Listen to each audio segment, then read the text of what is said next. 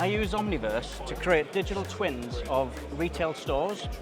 I've got an example set up here of a retail space, and I've got another laptop here. And now these are not connected together, these are actually connected through the data center. So we're relying on the internet. So these could be anywhere in the world. So pretend this is the client or another designer, and this is me. I could actually be working here, and we can actually see each other work and move things. I could scale things, and we can see there that everything I do is actually being transferred across to the other screen, which could be anywhere in the world. And you can also see where the other users stood, so you can actually see them stood there.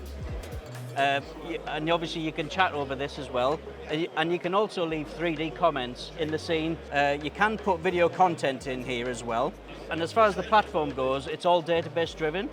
We can put coding attributes over the top of the models, and we can even automate the distribution of the models in the space with CAD information if the library's set up to work that way. And that allows me to do collaborative live working with clients. So when I present these to the client, I can actually do a live session with a client, provided they have the same access routes to the hardware as I have. And we can move things around, change textures, change colors, and then we can store that actually as a sort of like a variant of that session.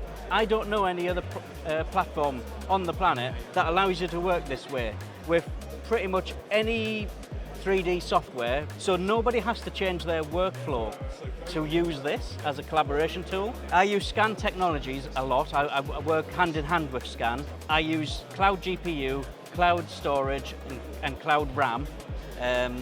I get all my hardware through Scan. I literally remote into a VM console, and I can actually remote into several if I want as well. I can't do what I do as an artist without Scan. I totally rely on Scan.